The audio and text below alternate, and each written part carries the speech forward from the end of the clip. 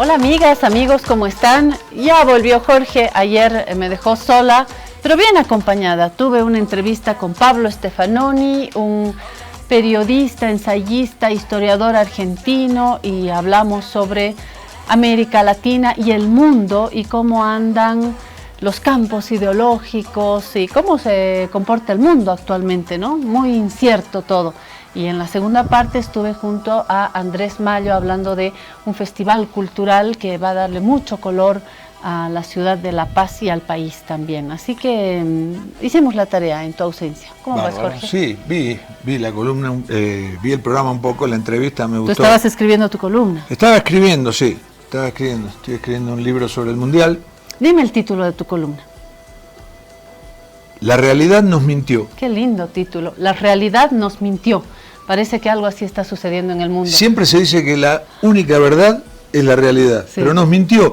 Nos dice la realidad que Messi es un tramposo, que nunca jugó bien, que los casi 1000 goles que hizo son toda una gran mentira. Qué raro. La clase que él tiene para parar la pelota, para hacer toda la cosa, todo es mentira. Qué raro, Jorge, hablando de Messi, pero sí es verdad que los medios contamos.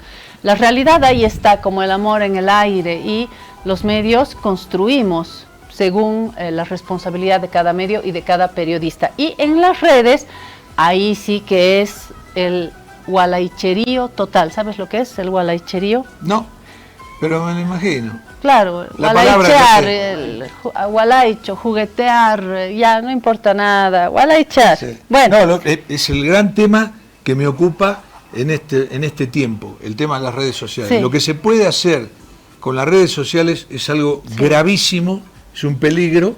A mí también me interesa. Vamos a traer alguna entrevista. Vamos a traer un profesional. Bueno, lo que hay que traer es Víctor Hugo Romero, o el trabajo de Víctor Hugo Romero, como todos los días. A ver, lentes y a leer.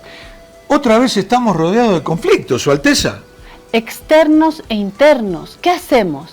Mátenlos con la indiferencia. Eso ya hizo el presidente Rodrigo Paz. Ojo, es algo que ya hizo porque en los bloqueos creo que la estrategia, y de hecho lo dicen algunas voces desde el gobierno, esperamos que la cosa se apague sola, sin provocar violencia, lo que me parece bien, pero de alguna manera dejando las cosas estar ahí, ¿no? Es un tema, cuando uno está en gobierno, ¿qué hacemos?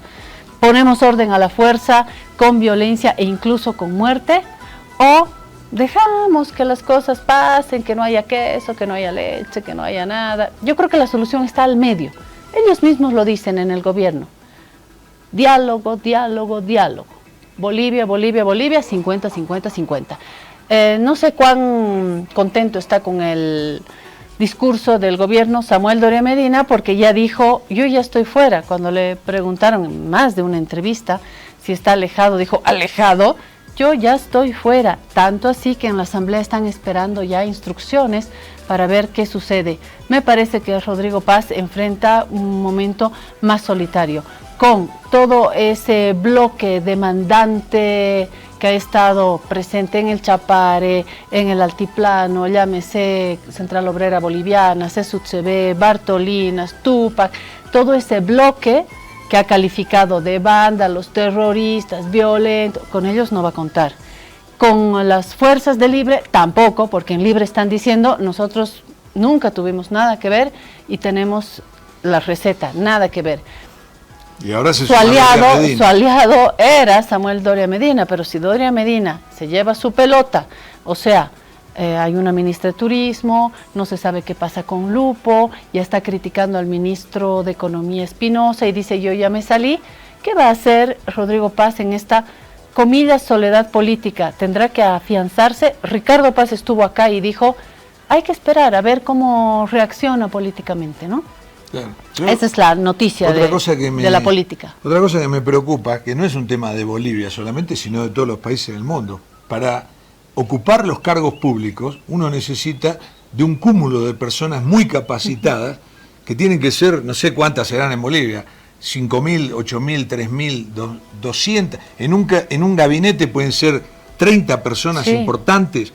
Hay 30 personas importantes, muy capaces, con personalidad, con fuerza, Y con de energía, confianza, y de confianza. por eso, al lado del presidente, bueno, yo no lo sé, no me puedo responder eso, pero si además de que es difícil constituir un gobierno desde la capacidad, se te van yendo, van renunciando. Exacto, entonces, es que por eso yo subrayo la confianza y la lealtad. Escribió Ricardo Paz una columna en Último Minuto hablando del edecán de Gualberto Villarroel, que cuando asesinaron a Gualberto Villarroel lo torturaron y lo mataron en la Plaza Murillo. Su edecán pudo haberse hecho bola y punto. Vallivian de apellido. Y el columnista es Ricardo Paz Vallivian, así que de repente conoce más de la historia. Y dice, el edecán pudo haberse salido, y no, se quedó junto a Gualberto Villarroel y lo torturaron y lo mataron. Por eso yo prefiero un leal que 500.000 capaces, como...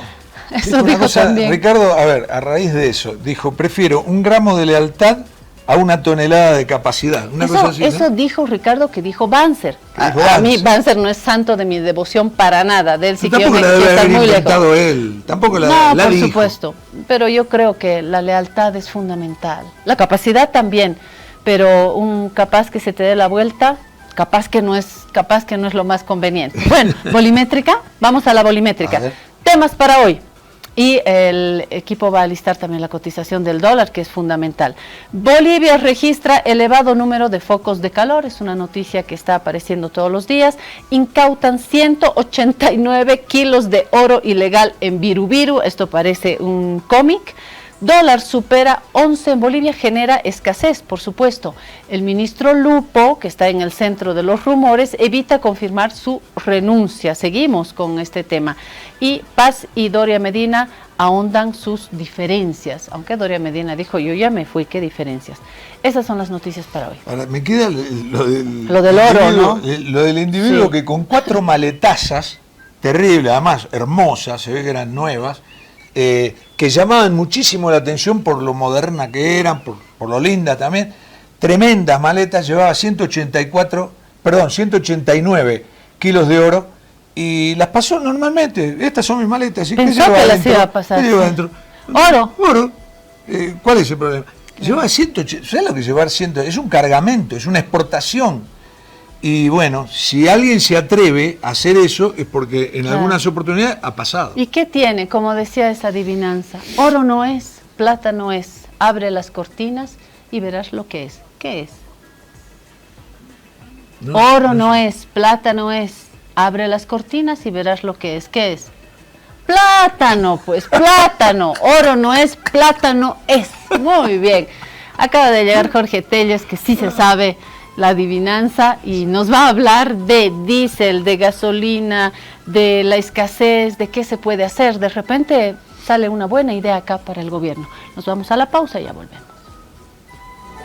Si te resfrías, consigue alivio de día, descanso reparador de noche y fortalece tu sistema inmune con Refrianex sobres día y noche. Refrianex, siempre contigo, en cada momento.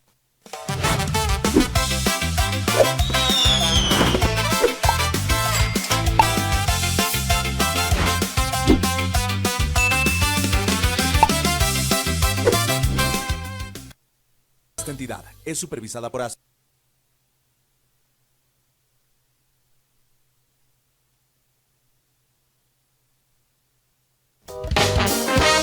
Ahora estás viendo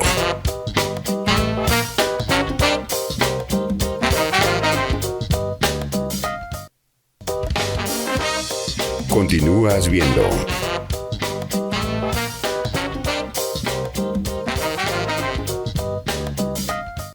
Trata la gripe y la tos seca con una cápsula blanda y efectiva. Alivíate con Refrianex 2. Refrianex, siempre contigo, en cada momento.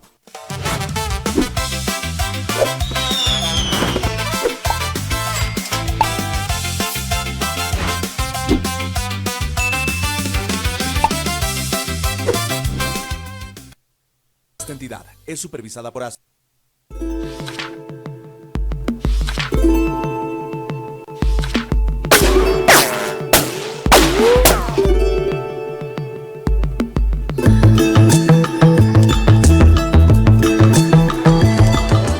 Bueno, hoy la complicidad como la que tuvieron Bonnie and Clyde es con Jorge Telles. Enseguida lo presentamos y mientras Jorge apaga su teléfono, que se volvió loco, ya lo apagó, yo le digo que seguimos con buenas noticias desde PRODEM. ¿Sabe por qué?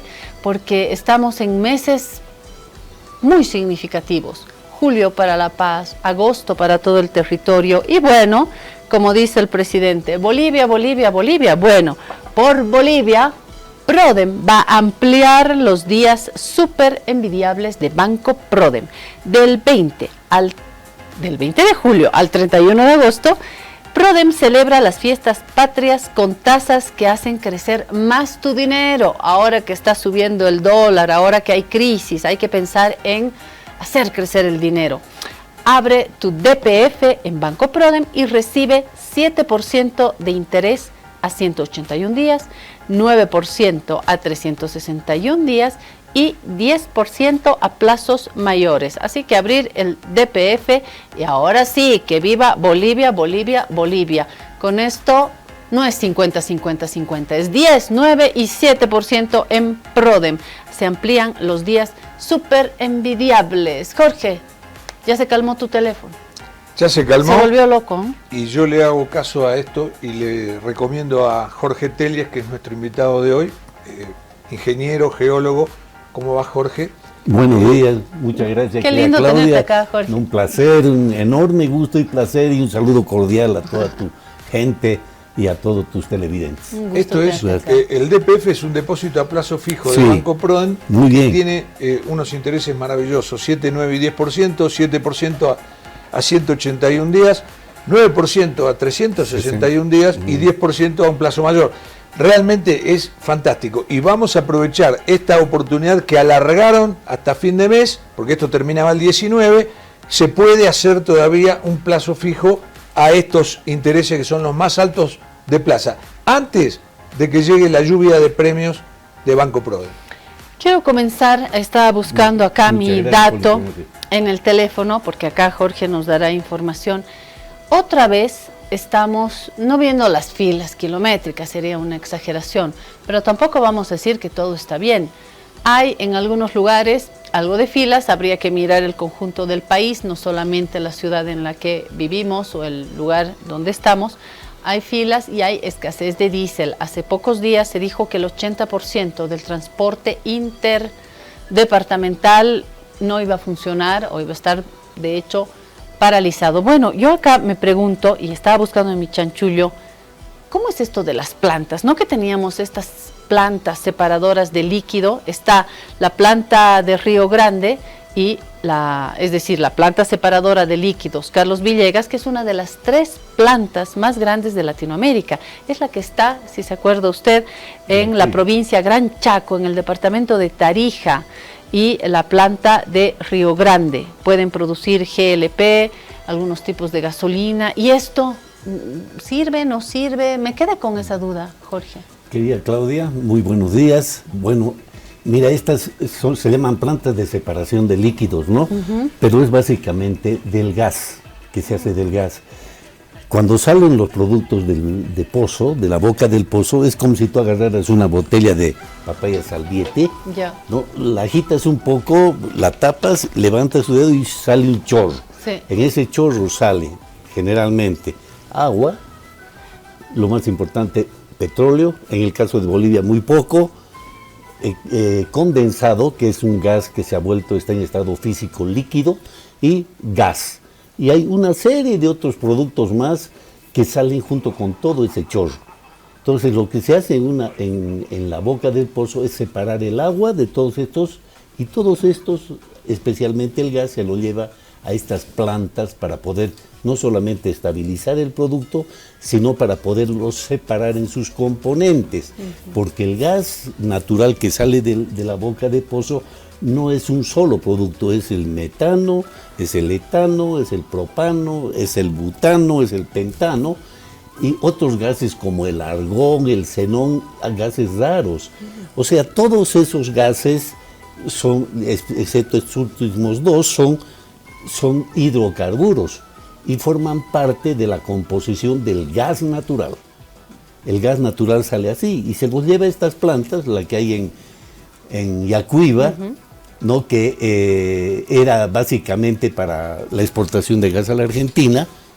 O sea, el caudal de gas, que está mezclado con una serie de cosas y que le hace, obviamente, cambiar algunas de sus propiedades, digamos, favorecer el hecho de que además de metano, que es casi el 90 y tantos % del volumen del gas natural que producen en Bolivia, 93% es metano, el CH4, el primer, los otros etano, propano, 3 butano, 4 carbones, pentano, 5 carbones, ellos le hacen subir el poder calorífico al gas. Estamos ¿no? hablando de gas, pero y estas dos, reitero, Esa. la planta de Río Grande y esta la de- separadora de líquidos Carlos Villegas, ¿no sirven para refinar la gasolina también? No, solamente para el gas y separa estos gases que los llaman licuables, o sea que se pueden volver líquidos.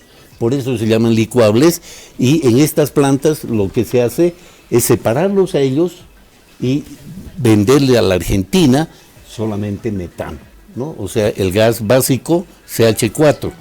Cuando le vendíamos, ¿no, Jorge? Cuando le vendíamos, exactamente. Pero antes, tocayo a la Argentina, querida Claudia, se le vendía, o sea, no se le vendía se le vendía por volumen, sino se le vendía por poder calorífico. Eran 1000. Claro, que es un plus. Es un plus. Entonces, para poder llegar a ese plus, tenías que meter un poco de estos licuables para poder llegar a los 1000 y tantos BTUs, porque el metano solamente tiene 900 y tantos. Sí, porque ¿no? el gas se mide en BTU. Exactamente, es poder calorífico, el British Thermal Unit, quiere decir, ¿no? Y se mide así como dice mi tocayo. El tema es de que prácticamente, no le vendemos ya a la Argentina, la planta está parada, ¿no? ¿Completamente parada?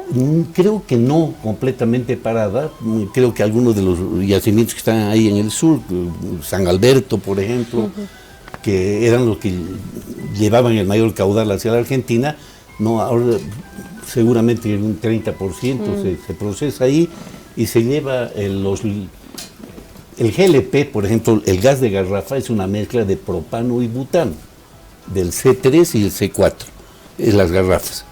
Eso es el GLP que llamamos nosotros. El etano se utiliza básicamente para petroquímica, se utiliza mucho el etano. Y esos obviamente tienen, o sea, nosotros consumimos en Bolivia más de 1.200, 1.500 toneladas día de GLP, todavía, a pesar de que hay las redes de gas domiciliarias. Entonces ese gas Eso significa separa gas licuado. de petróleo. GLP, gas licuado de petróleo, la garrafa. Y es propano más butano, más o menos 50. ¿Y estará esto en riesgo? Perdón, Jorge, quiero hacer una pregunta, pero me quedo con esto del gas, porque además de porque es interesante. la escasez de gasolina y de diésel, también he escuchado en medios que está escaseando el gas en garrafas, ese gas licuado. Es el que usa la gente para uso El que domiciliario. usa la casera para poner la hamburguesería, el gas que usamos en casa, algunos que tienen en la cocina. Yo tengo mi estufita a gas, de hecho se me ha acabado el gas, tengo que ir con la estufa. Me acabo de acordar que tengo que comprar una garrafa. ¿Hay? Hay garrafa, antes importábamos, pero en Cochabamba hay unas 2 fábricas que fabrican estos botellones, estas garrafas, ¿no? De acero para el GLP.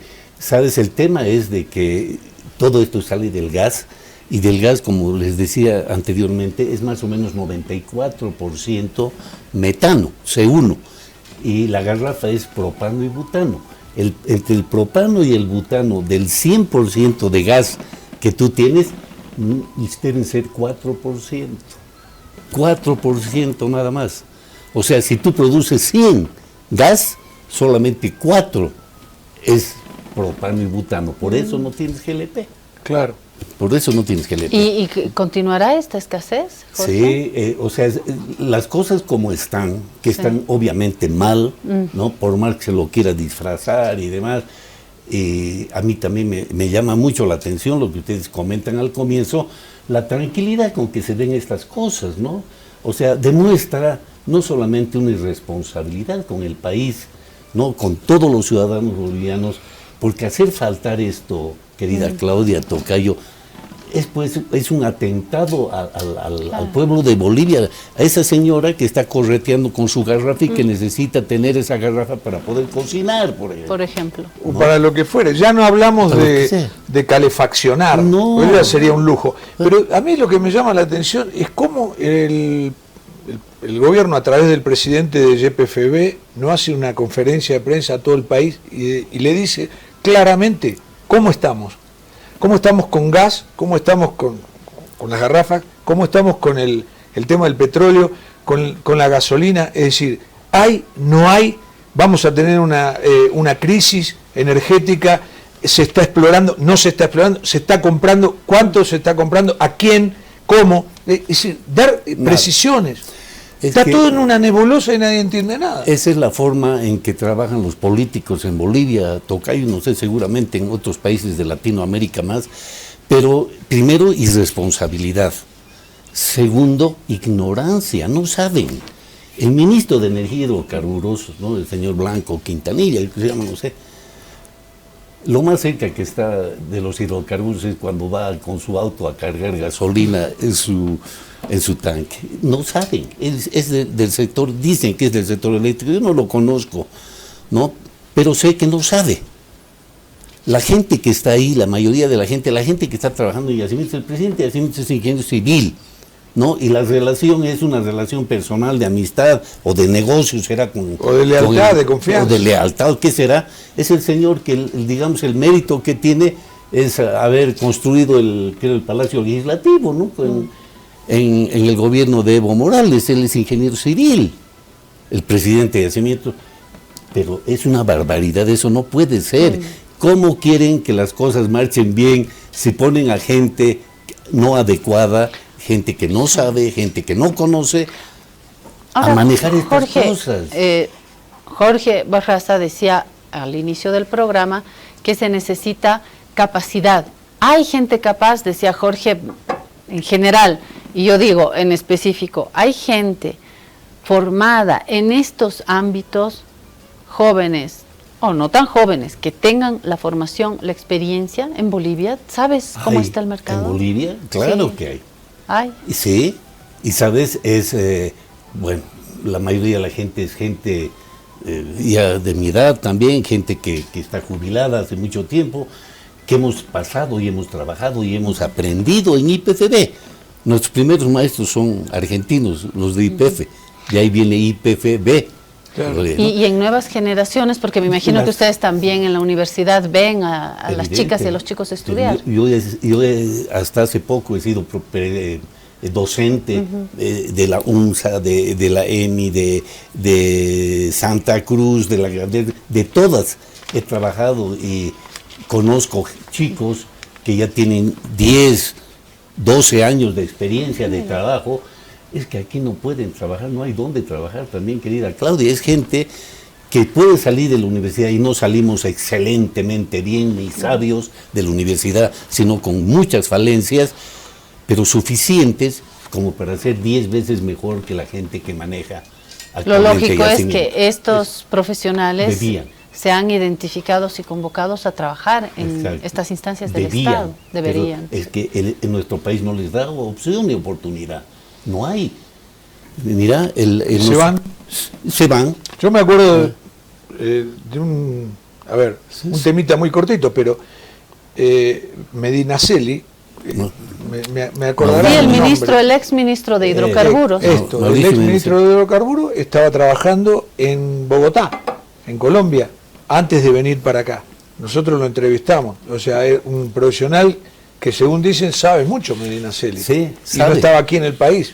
Pero es teórico, es su problema también, de Mauricio Medinaceli. Mauricio Medinaceli. Es teórico, ¿no? Es profesor, es docente. Y nosotros los profesores y docentes, primero deberíamos, o sea, para meternos en estas cosas, primero necesitamos también experiencia de trabajo. En la planta. Claro, hay que ensuciarse las manos. Hablando de planta... ¿Por qué no se compra petróleo y se procesa en estas plantas si procesan diésel y gasolina?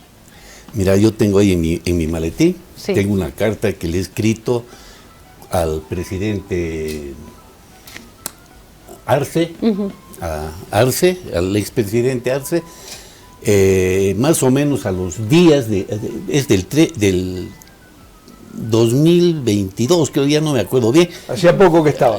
Sí, hacía poco que había Asumido. tomado el gobierno.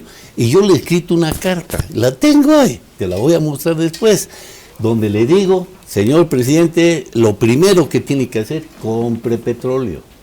Le digo inclusive, compre un petróleo de 45 grados API, puede encontrar aquí en Sudamérica, y traiga ese petróleo y Claro. lo refinemos en nuestras Exacto, refinerías y procesarlo. hagamos gasolina, diésel, GLP, todo lo que tú quieras. Ahí está la carta, te la voy a mostrar. El tema es que nuestros políticos son ciegos, sordos, O sea, mudos. nunca le contestaron la carta. Obviamente no me han contestado, yo por respeto nunca le he publicado.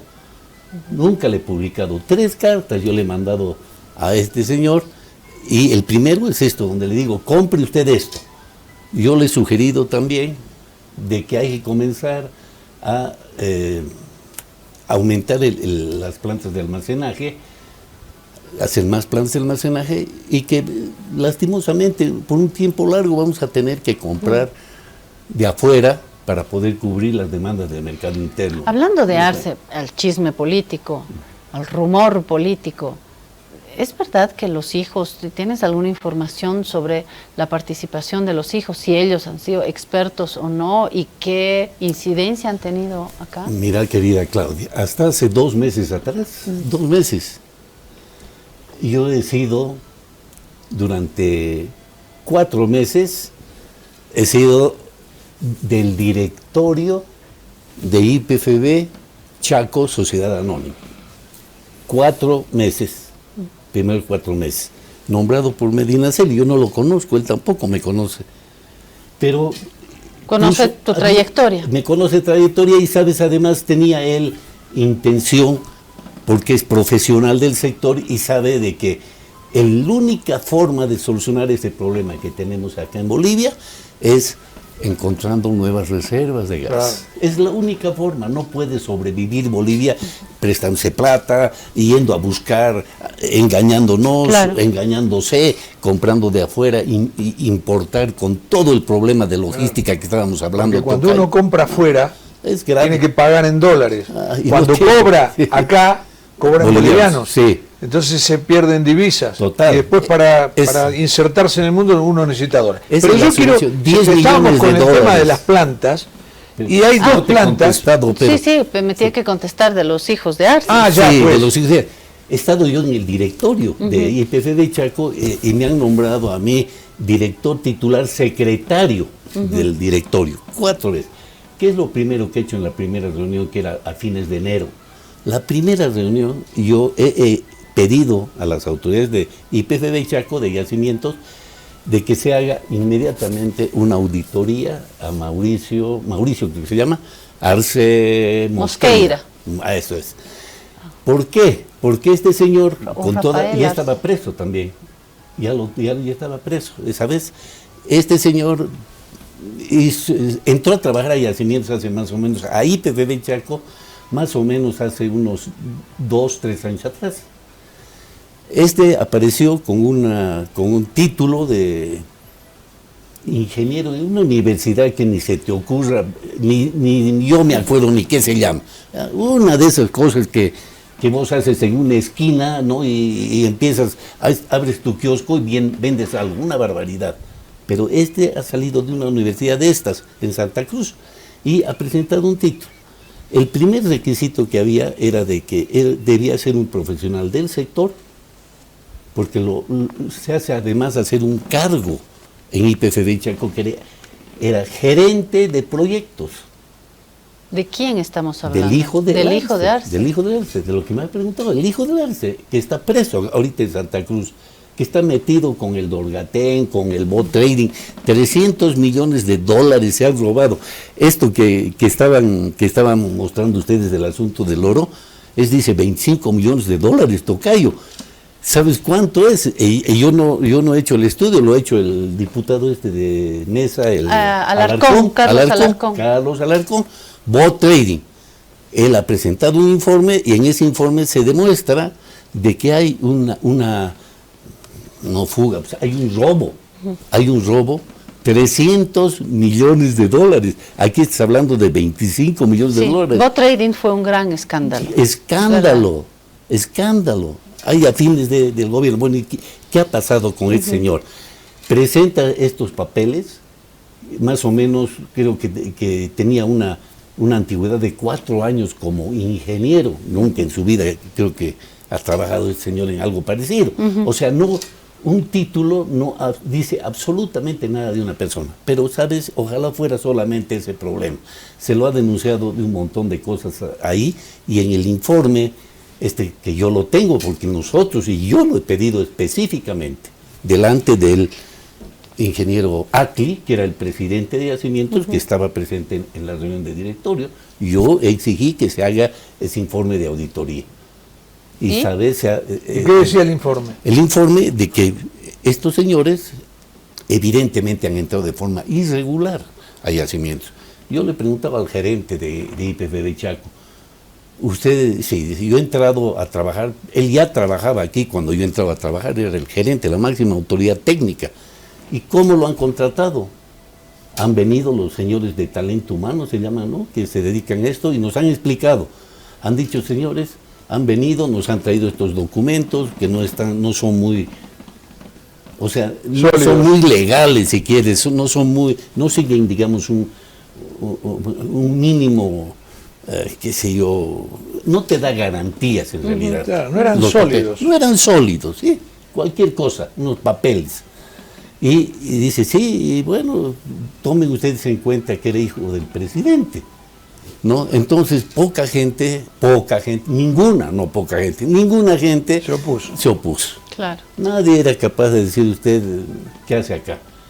Y no solamente eso, ¿no? Bueno, él llega ahí, se adueña prácticamente de YPFB, corporación de todo YPFB, hace su oficina en la oficina de YPFB Chaco, ahí en Equipetrol, y desde ahí ordenaba, mandaba y hacía todo lo que quería.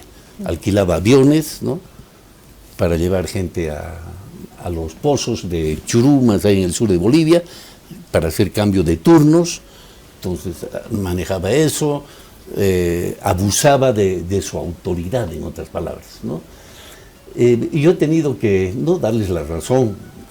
Yo he creído que era una falta de ética de la gente de YPFB Chaco, de los ejecutivos, pero básicamente el problema no estaba en Chaco, sino más arriba, que era Dorgatén.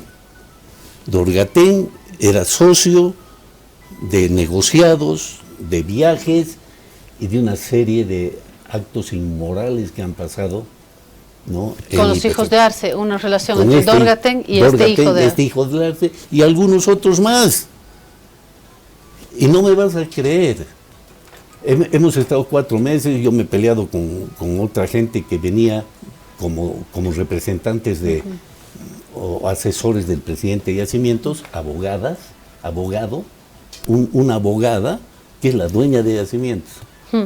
Y por mucho menos de lo que hoy nos está diciendo Jorge, Dorgatén y el Ministerio o Viceministerio de Comunicación ha cortado la publicidad, pero alguien decía Y de YPFB y la publicidad se cortaba, ¿no? Eso creo que ha quedado también en evidencia, ¿no? Sí. El cómo han manipulado con la publicidad. Sí, ante la menor crítica a ese medio se le saca toda la publicidad. ¿Sabes? Eso se llama abuso de autoridad. Es verdad. ¿No? Y perdón, recordemos que Dorgatén sigue prófugo, ¿no? Prófugo, está en el Brasil, prófugo, gozando de las mieles de la plata. Yo qué creo, raro que, no sé. porque Interpol funciona muy bien, y qué raro que no lo puedan encontrar, ¿no? Ahora, sí saben dónde está y está identificado todo, pero creo que ni siquiera hay de parte de Bolivia, creo que tiene que tener un sello rojo, no sé qué, alguna cosa escuchó alguna vez de Interpol. No tiene nada de eso. O sea, no está siendo buscado. Entonces ahí no es Interpol, Sí, el es la sello rojo justicia. no funciona. Es la justicia, otra vez, que no está cumpliendo con Sí, el no procedimiento. funciona. Yo, Jorge, le quería preguntar por dos plantas que son procesadoras de petróleo crudo. Porque dicen, ¿por qué no se trae petróleo crudo?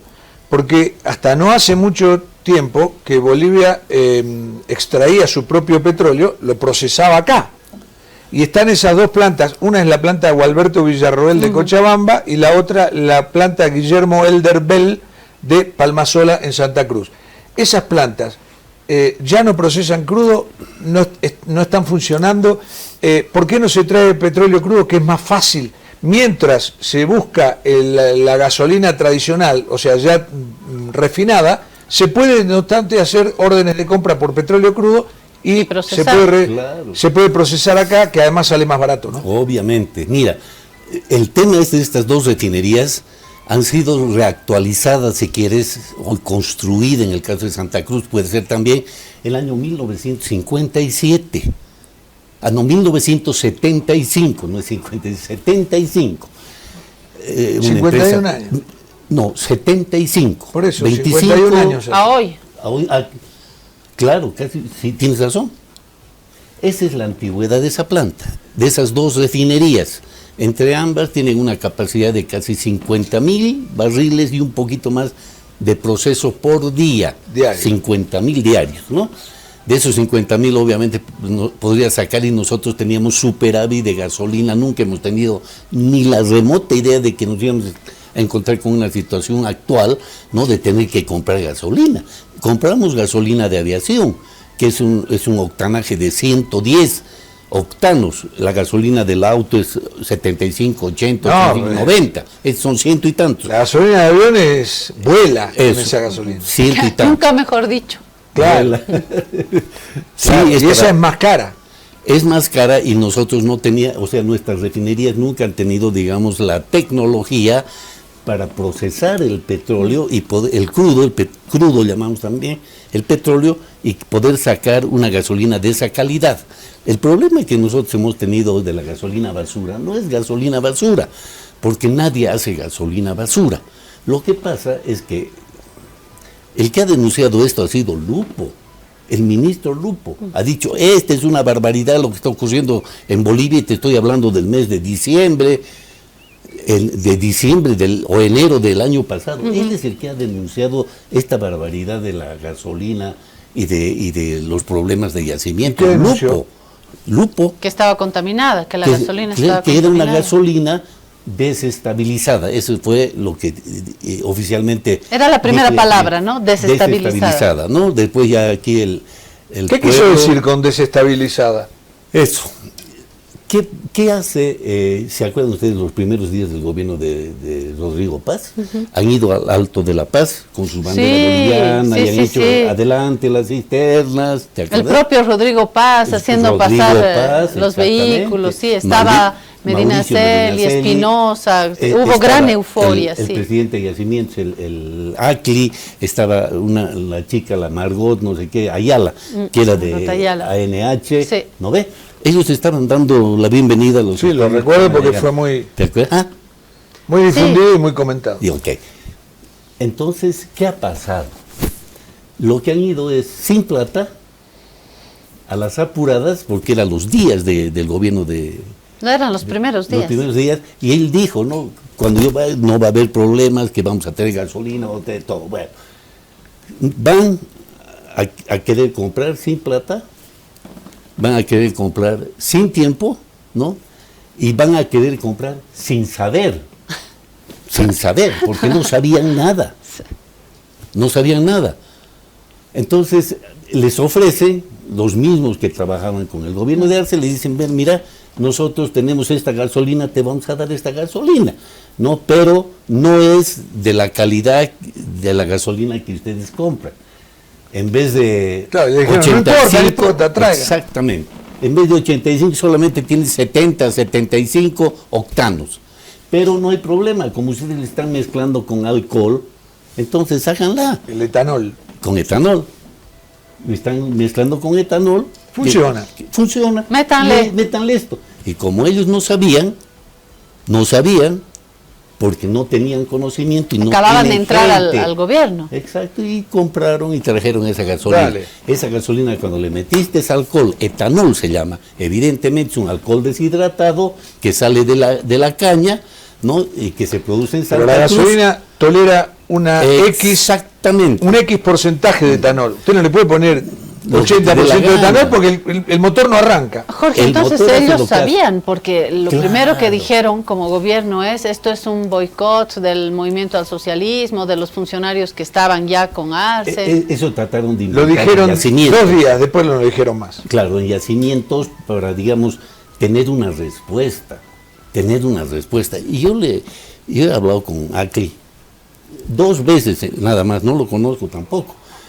Y le he pedido a Ronald Zabaleta, que es amigo de ustedes, Sí, que es claro. doctor en química. El Ronald Zabaleta es Que fue doctor. ministro de Fue hidrocarburos. ministro de hidrocarburos. Le he dicho, a ver, explícame bien.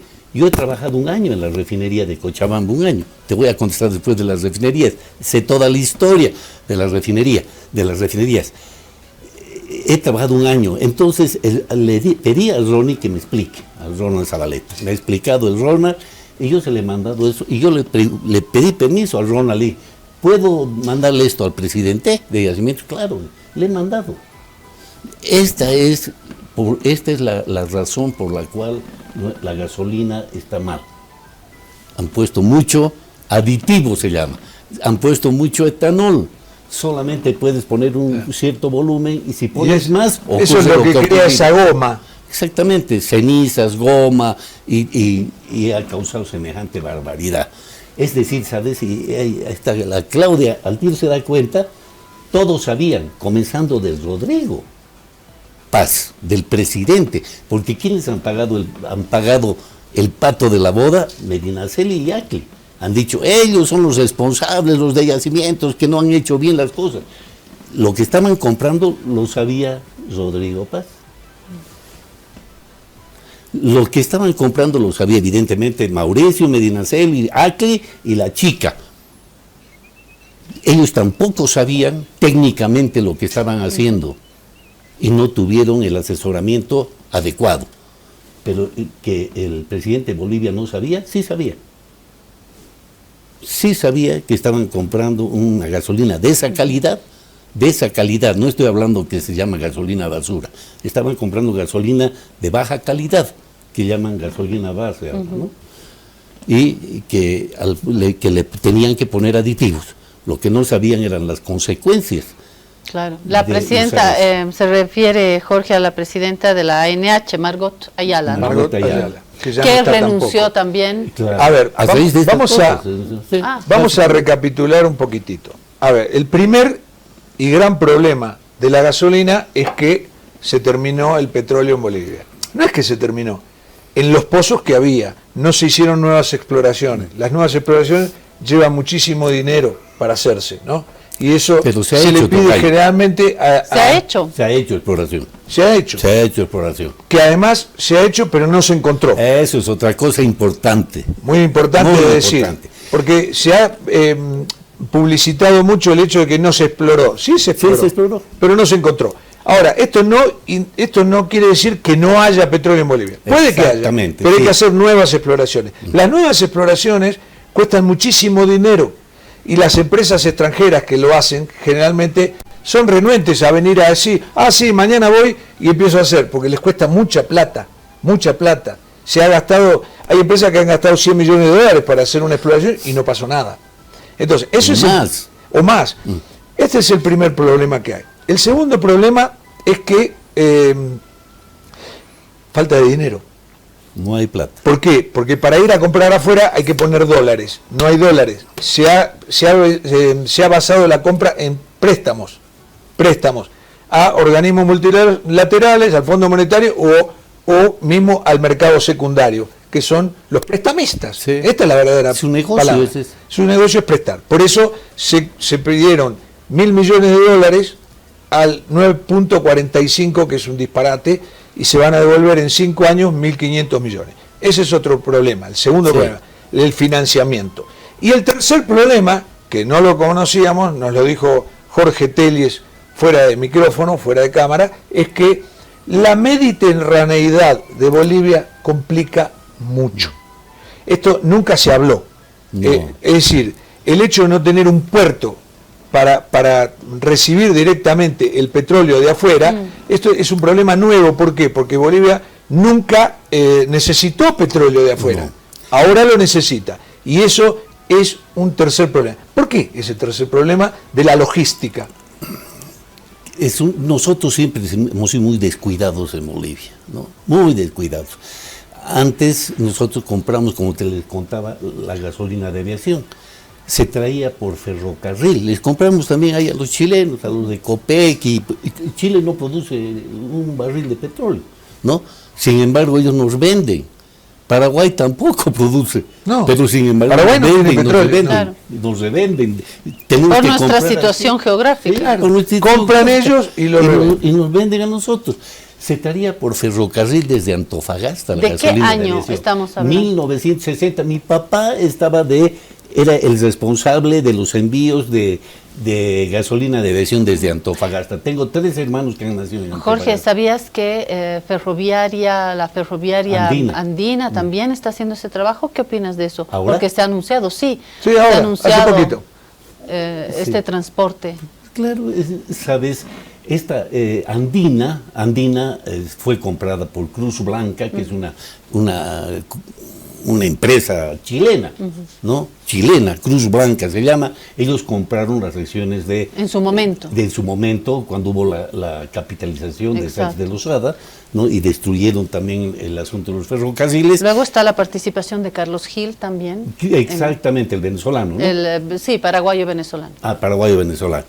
Y se partió la rama andina y la rama Oriental. ¿no? La rama andina se han robado hasta los rieles, ¿no? No hay ni rieles, han levantado los rieles que había a Cochabamba, ya no aquí funcionábamos, desde La Paz subías al Alto por tren. Yo he viajado por tren aquí a Cochabamba, a Antofagasta varias veces, desde la estación central, subías, creo que tardaba 1 hora ahí, un ferrocarril, hasta Estación el Alto y del Alto hasta Viacha. Hay que recordar que una parte es privada y la otra es estatal, ¿no? Ahí, estos de Cruz Blanca, pero han manejado, los chilenos siempre han hecho algo, cualquier cosa, si perjudica a Bolivia, bien, la hacen. El último escándalo de las narcomaderas, ¿has visto semejante escándalo que se arma? Claro. ¿No? ¿Por qué? Porque hay mala voluntad de parte de los chilenos. Sí. ¿Sabes por qué? ¿Qué está hablando el ministro? Otra vez dice, no se puede descargar los buques con gasolina porque ha subido la marea. El oleaje. El oleaje, hay Claro. oleaje. Eso ocurre una vez al día, Ese todos es el los cuento días. de siempre, ¿ah? Desde Dorgaten empezó a hablarnos del oleaje. Dorgaten. Sí. Él ha comenzado. Entonces te das cuenta de que de esa mediterraneidad no solamente nos ha aislado del mundo, sino que nos ha perjudicado en todo. Pero y Siempre este transporte ahora, por cisternas, no lo podemos hacer por ductos, porque tenemos el año 1900, en el gobierno de Paz Extensor, del MNR, 1952 ha sido la revolución. Esto debe ser el año 1955 o 57. Se hizo con una empresa americana, William Bradley, creo que se llamaba, el ferrocarril, digo, el gasoducto, no el gasoducto, el oleoducto, porque el oleoducto lleva petróleo, el gasoducto lleva gas. Y hay otro tipo de tubos que se llama propanoducto o poliducto, que llevas otro tipo de derivados de petróleo. pero Jorge, acuérdate que cuando vinieron los bloqueos, cabalmente se decía que la gasolina no podía ingresar por los bloqueos, y aquí interviene Ferroviaria Andina, creo que es la Andina, ¿no? Andina, hace de este lado.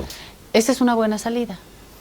Es un pretexto, primero a la mala planificación, ¿no?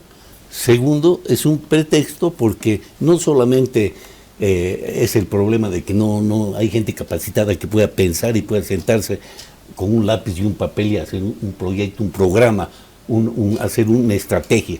Es un problema porque no hay plata, es un problema porque no hay tiempo, es un problema de un montón de maneras, y para comenzar tienes que traer en cisternas, porque nuestro tubo que es del año 55, ¿te imaginas? Son 100 años. 55, sí. 71 años. 71 años. O sea, ¿el tren no puede reemplazar la cisterna? No, claro, pero de Arica no, porque es muy parado, pero de Antofagasta sí. De Antofagasta sí, podrían traer de Antofagasta hasta ¿qué se llama? Hasta aquí a Sencata, pero el problema es de que nuestros tanques de almacenamiento están en Arica. En Arica tenemos 2 tanques gigantes que son los más grandes que tiene Bolivia, están ahí, en Arica. Entonces no hay solución. No hay. La forma es, digamos, utilizar el oleoducto al revés, ¿no? Porque nuestro oleoducto ahora viene de donde sea Sica-Sica, y Sica-Sica hasta Arica, Sica-Sica 3.600, 3.700 metros, hasta Arica 0 metros, y ahí están tus tanques y ahí realmente hace esto, pero ¿no? es de Bolivia hacia allá, porque nosotros en alguna oportunidad, no me vas a creer, hemos exportado petróleo, hemos vendido petróleo, hemos exportado petróleo, y lo exportábamos por Arica, y almacenabas en esos tanques. Hay una otra posibilidad, que sería traerlo directamente de Vaca Muerta, ¿no?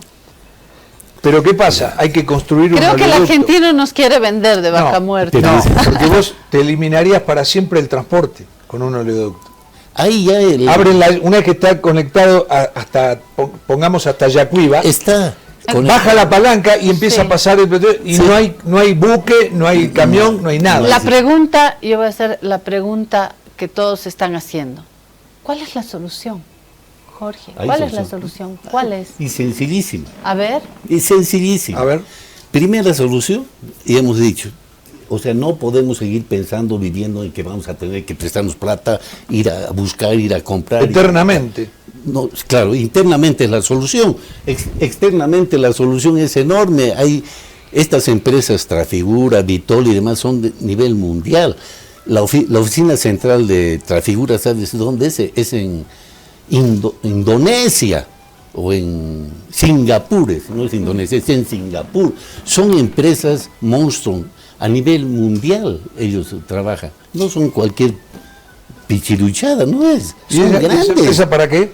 La que es la intermediaria, el trading que se llama. Sí, el trading. ¿No? La que nos vende, esta, Vitol y demás. Entonces, porque no es que salga de Singapur el petróleo. No. Ellos tienen su oficina central, ¿no? Como decir, y asimismo tienen su oficina central en La Paz. Estos tienen en Singapur. Los otros son Vitol y demás.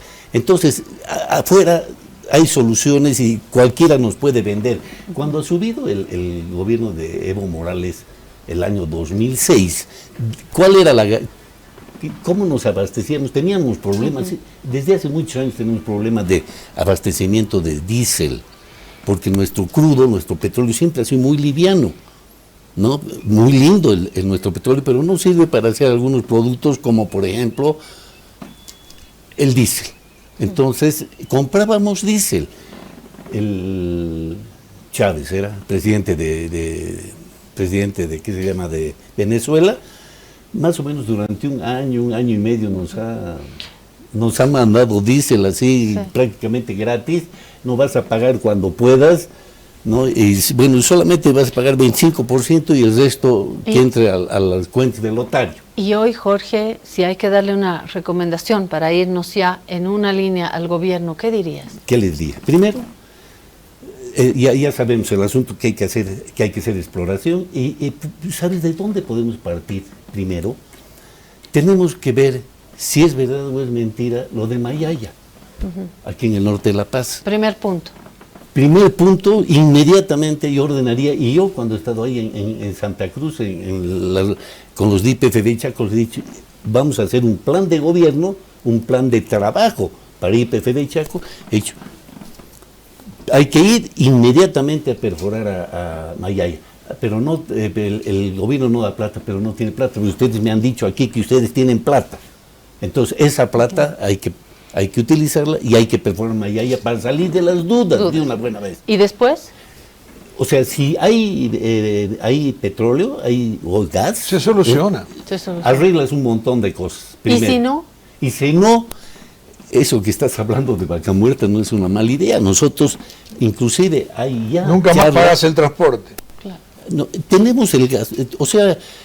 ¿Y con qué pagamos? Con el Porque conducto de gas no se puede.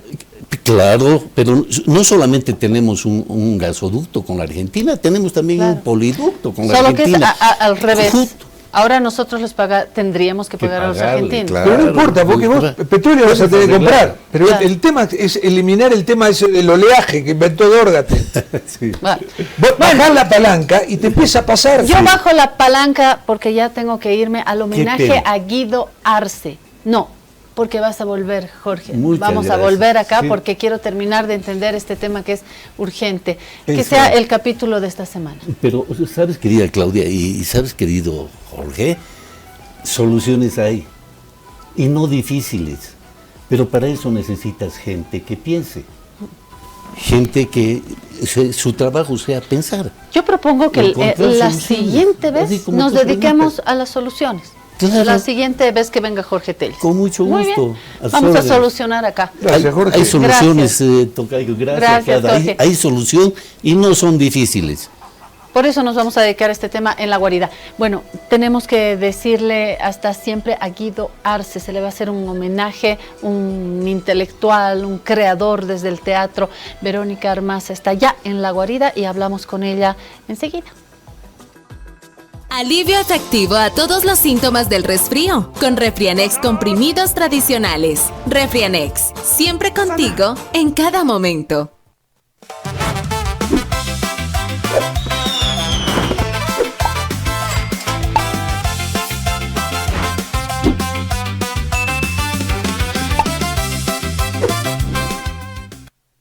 Esta entidad es supervisada por ASA.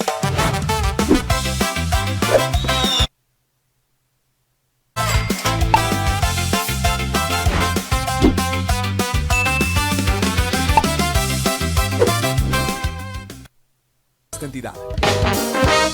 Ahora estás viendo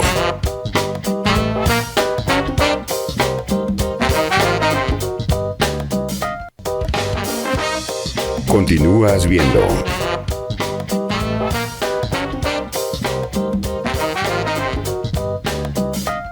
Si te resfrías, consigue alivio de día y descanso reparador de noche con Refrianex comprimidos día y noche. Refrianex, siempre contigo en cada momento.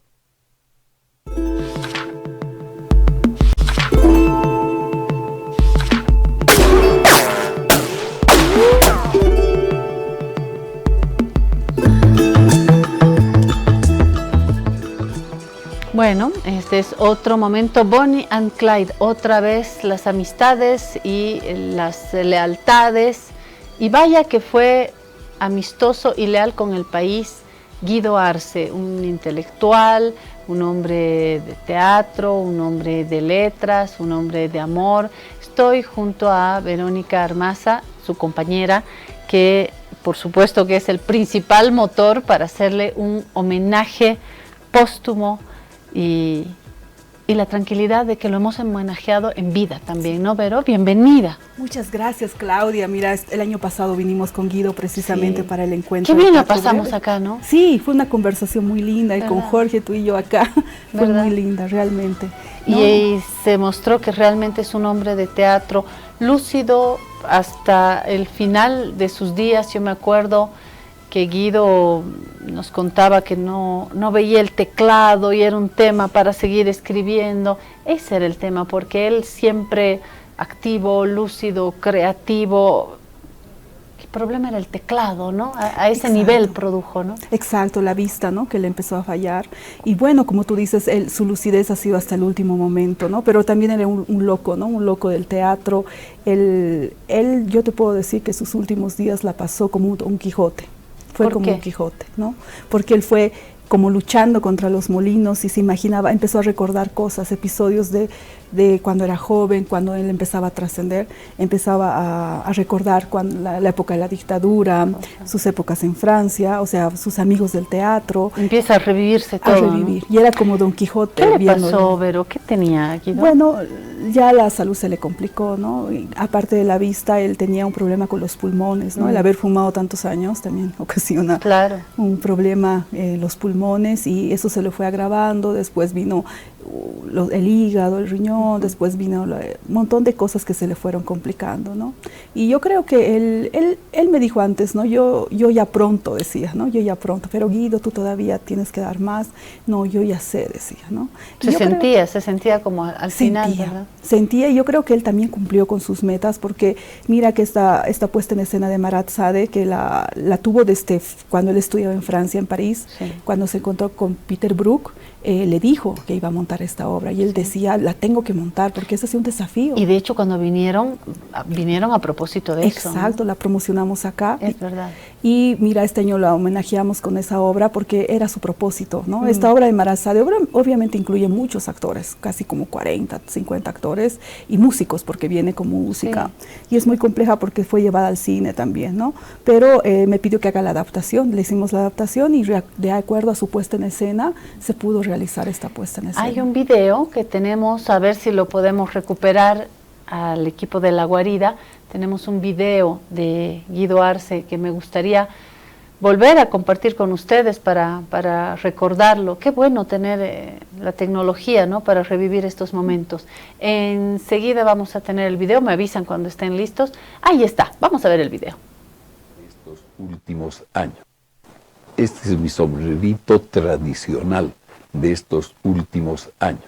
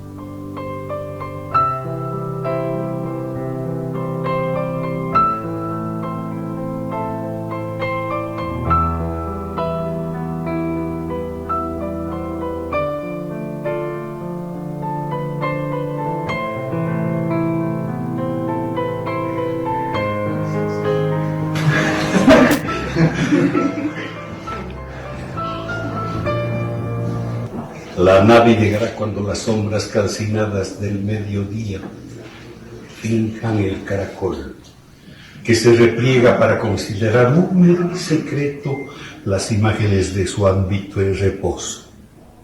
Oh caracol, abominable tronar de cuernos. Allí mora, legítimo habitante, esa pesadilla de mis sueños, minotauro insaciable. Allí duerme y medita las puertas del futuro, el hijo de una reina ilustre, prostituida. Todo remomesco, toda bocina mujer. Allí queda el rey. Aquí por hoy día estoy yo.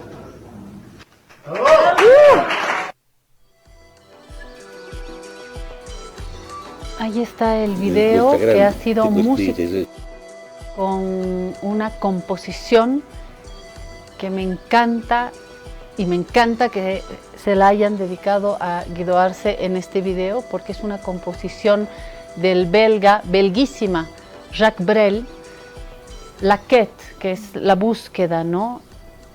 Es una composición hermosa, a mí me queda en la mente este pedacito que dice soñar un imposible sueño, como el Quijote, de hecho forma parte del musical El Quijote de la Mancha, ¿no? El soñar y luchar contra todo y soñar lo imposible. Eso es lo que hizo Arce. Eso es lo que hizo, es su legado que nos ha dejado, ¿no? Por eso su palabra, pese a todo, pese a todos, con lo que hacía el encuentro, nos ha motivado, ¿no? Y nos ha llegado muy a fondo, porque Guido era un Quijote que luchaba contra los molinos, y nosotros éramos su Sancho Panza, ¿no? Cada uno siguiendo sus locuras.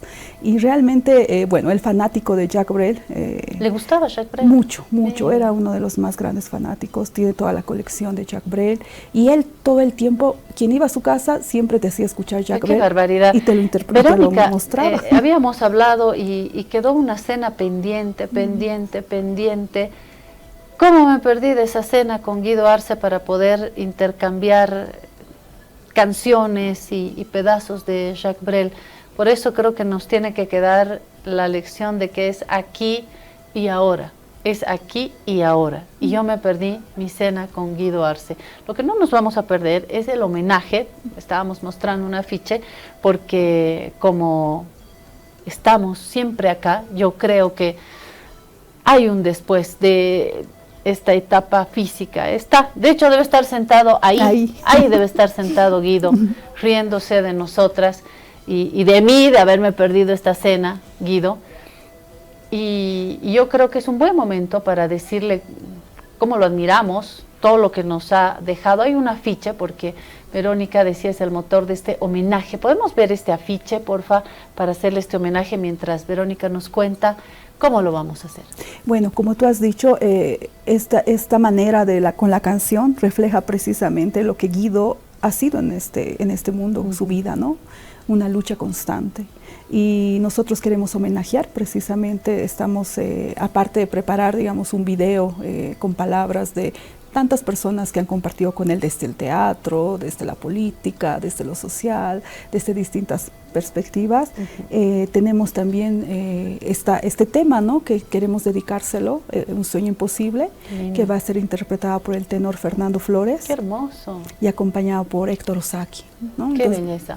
Ahí está, este es el homenaje póstumo al maestro Guido Arce. Esto desde el pequeño teatro. La directora está acá, Verónica Armaza, y es un día en el que lo acompañaremos este viernes 24 de julio a las 19:30, mañana a las 19:30. ¿Dónde va a ser esto? En el Teatro Municipal Alberto Saavedra Pérez, y la entrada es gratuita. ¡Qué maravilla! A las 19 horas, Teatro Municipal. A quienes estamos más lejos del centro, hay que decirles acérquense. Ayer yo tuve que salir de mi casa como a las 4:30 para llegar al Teatro Municipal, porque había la presentación de la Misa Criolla, que ha sido una invitación para la paz de parte de la Embajada de Argentina, volvernos a presentar esta Misa Criolla del compositor Ariel Ramírez, argentino. Y bueno, todo esto para decirte que tuve que volar y salir temprano, pero qué alegría llegar al centro, caminar por la Plaza Murillo, caminar hasta el Teatro Municipal, y cuando ya llegué y me llené de esa Misa Criolla, dije, qué bueno que vine al centro y qué bueno que vine al Teatro Municipal. Así que eso mismo me tengo que decir mañana viernes, subir, quienes estamos en la zona sur, al Teatro Municipal. Si usted está en el Alto, bajar al Teatro Municipal y decirle a Guido cuánto lo queremos y cuánto lo admiramos.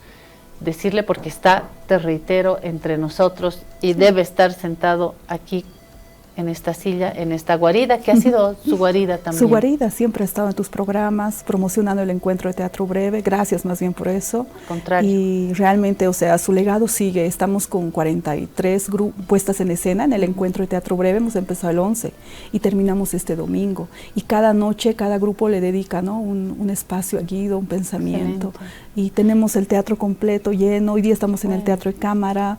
Los grupos que han ingresado son elencos jóvenes en su mayoría. todavía chicos que inician de nuevo unidades educativas, muy lindo.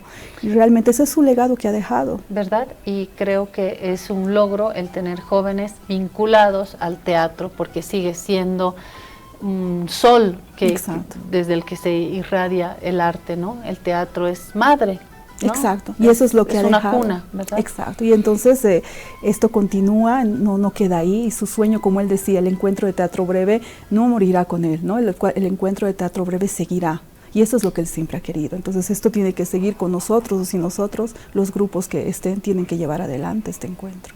Un gran orador también, lo recuerdo como un gran orador, un permanente actor. Yo creo que siempre estaba actuando, siempre actuamos en verdad, pero Guido lo hacía con maestría. Así que vaya mañana al Teatro Municipal, y si realmente quiere rendir un homenaje, vaya al teatro a ver las obras del pequeño teatro, de cualquier grupo teatral. Es el mejor gesto de agradecimiento a Guido Arce. Gracias, Verónica, y si queremos hacer alguna invitación más específica sobre las siguientes presentaciones del pequeño teatro, ¿cuáles son las siguientes citas? Bueno, mira, estamos con el encuentro de teatro breve. Hoy día estamos en el Teatro de Cámara, la entrada es gratuita a todos el encuentro.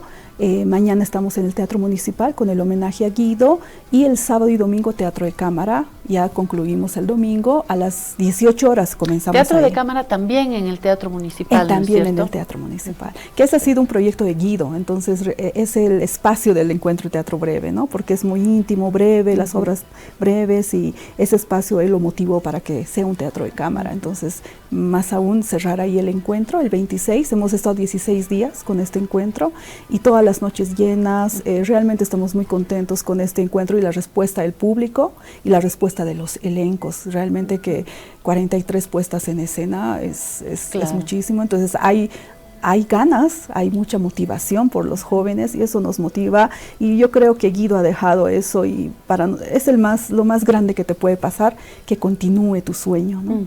¿Se fue tranquilo? Sí, yo creo que Guido, bueno, la enfermedad y todo esto que es por físico, supuesto. Pero él me dijo, ya cuando estaba mal, me dijo, hemos hecho muchas cosas. No, yo le dije, sí, Guido, has hecho muchas cosas. Le he dicho, es grande lo que hace. No, juntos, me dice, hemos hecho muchas cosas. Qué lindo. ¿No? Entonces, yo creo que él ha tenido un momento de poder trascender, pero con sus recuerdos, ¿no? Por eso yo decía, él fue un Quijote, y se fue también como un Quijote. Y fue así como en Jacques Brel, o sea, como en la última canción. Por eso la Quête le dedicamos, porque él todo el tiempo nos hacía entender. O sea, nos decía, esto quiere decir, y no le entendíamos hasta que se fue. Y el día que se fue, recién comprendimos y dijimos, eso era lo que nos quería decir, y por eso les dedicamos. Como dice esta composición, ¿no? Soñar un imposible sueño. Sí. Esta tiene que ser nuestra búsqueda siempre, ¿no? En la Quête. Sí. Quiero aprovechar estos últimos minutitos para compartir también el homenaje que se ha hecho a Pepe Ballón. Tengo en el refrigerador, chicos, el pedacito de video, no sé si lo tienen a mano para poder compartir con las amigas y los amigos. Se ha hecho un homenaje también a Pepe Ballón después de una partida que nos ha dejado huecos, ¿no? En las peñas, en el arte, en algo muy valioso para las noches paseñas, ¿no? Lo que atesorábamos en las peñas. A ver, escuchamos un poquito. Hemos querido rendirle este homenaje a este precursor de la cultura, imprentista, ajedrecista, y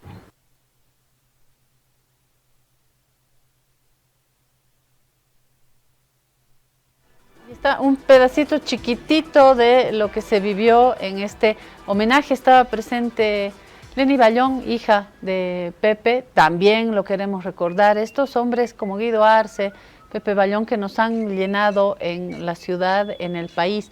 Pepe Ballón, no sé si te acuerdas tú, Vero, eres más joven, pero él ha sido un motor, ¿no? En la Peña Naira, ha sido un motor del arte, de la música, y creo que es justo recordarlo, reconocerlo, ¿no? Porque ¿qué somos sino lo que nos han enseñado, ¿no? Es importante, ¿no? Porque A veces nos olvidamos, no tenemos escrita nuestra historiografía de nuestra cultura, nuestro arte, nuestro teatro, y es importante recordar, ¿no? Porque las nuevas generaciones no conocen.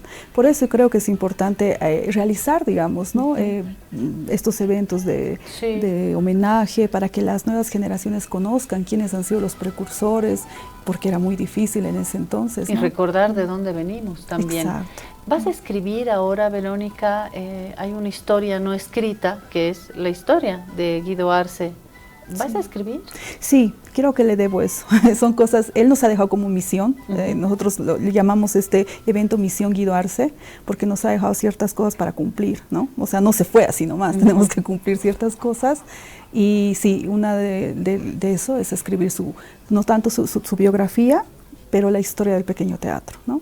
La historia del pequeño teatro, que él pudo hacer algunos programas, tenías, ¿no ves? Sus programas. Totalmente. Y ahí pudo contar un poco cómo inició el pequeño teatro, quienes conformaron en un inicio, y estamos escribiendo la historia del pequeño teatro, la biografía de Guido Arce, porque tiene que quedar la memoria para que esté presente siempre ahí, ¿no? En un libro, en una memoria también digital, para que pues, las próximas generaciones conozcan. En el caso de Guido Arce hay que recuperarlo en la escritura, por supuesto, su vida, su trabajo, desde la escritura, desde el registro, desde la música y desde el registro audiovisual también, ¿no? También las películas que él ha hecho, la música, en Francia él se dedicó a la música, ¿no? Tenía su grupo Yatiri, la mayoría acá no conocemos, pero él tenía su grupo Yatiri, allá formaba niños en escuelas, ha formado un montón de gente, ¿no? En teatro y música boliviana, pero música boliviana. Teatro, música, el gran mundo de las letras,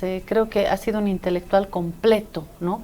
Porque además se ha pronunciado también políticamente, como esos intelectuales de ayer, ¿no? Exacto. Que estaban comprometidos ideológicamente, políticamente, literariamente, poéticamente, y en el caso de Guido también desde el teatro, desde la música, un intelectual completo. Ha sido un intelectual completo y ha estado en la fundación del Banco Central, precisamente en su última etapa, ¿no? Cumpliendo esta función pública, que él detestaba la función pública, pero creo que era una manera de poder realizar algunos sueños, ¿no? Que se podían hacer. Y ahí están, ¿no? Ha incursionado el teatro dentro de los concursos que maneja ahora la Fundación, varios proyectos que siguen, el Archivo Nacional que se vaya a reinaugurar, montón de proyectos. Entonces creo que ha sido momentos precisos en su vida, y como todo tiene su tiempo, creo, para cada persona, y cada uno tiene una misión, ¿no? Y creo que Guido cumplió su misión. Ha cumplido su misión. Gracias, Verónica Hermaza. Te tendremos acá a menudo porque sí, el teatro sigue y la misión sigue. Muchas gracias por estar en el programa y por haber construido con Guido también, ¿no? Creo que hay que agradecerle, y al mismo tiempo hay que tenerlo presente cada día, ¿no? En nuestras vidas.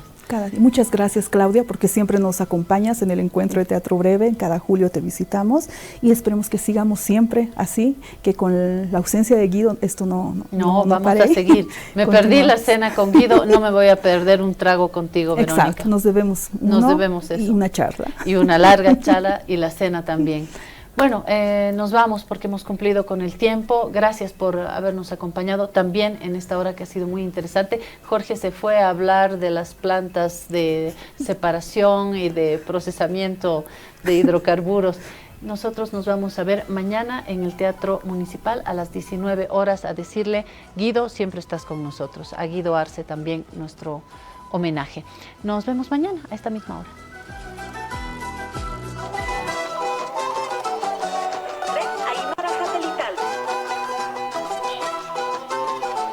Primer plato, Radio Cutipa.